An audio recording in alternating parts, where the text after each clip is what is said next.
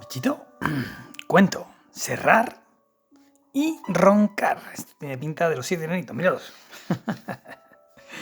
Dice, los 7 enanitos, mira, estaban ahí, estaban muy atareados haciendo una mesa nueva, midiendo, cerrando y clavando.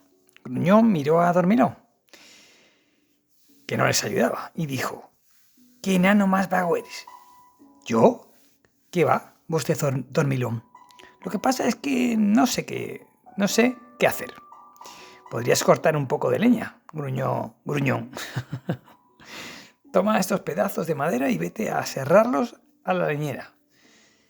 De acuerdo, dijo Dormilón.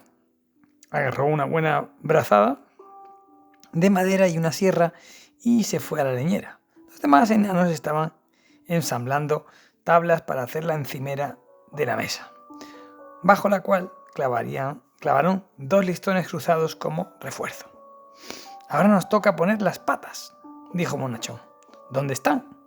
Preguntó Sabio. No lo sé, declaró Mudito. Las buscaron por todas partes, pero no encontraron las patas de la mesa. Estaban en el suelo, dijo Romántico, ruborizándose, como siempre. A Mudito se le ocurrió de pronto una idea. Fue a la puerta de la leñera y aplicó el oído. Luego regresó corriendo. Ya sé dónde están las patas, gritó Dormilón. Las has cerrado para hacer leña. Venid a escuchar. Se oye el ruido de la sierra. Los enanitos siguieron a Mudito hasta la leñera. Escuchad, dijo Mudito.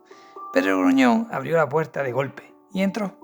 El ruido de que Mudito había oído no era el de la sierra, sino el de unos ronquidos. Dormilón dormía a pierna suelta y las patas de la mesa intactas estaban a su lado.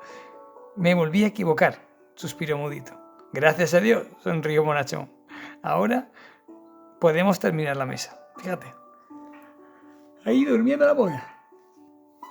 Y nosotros trabajando. Te quiero mucho, bichito.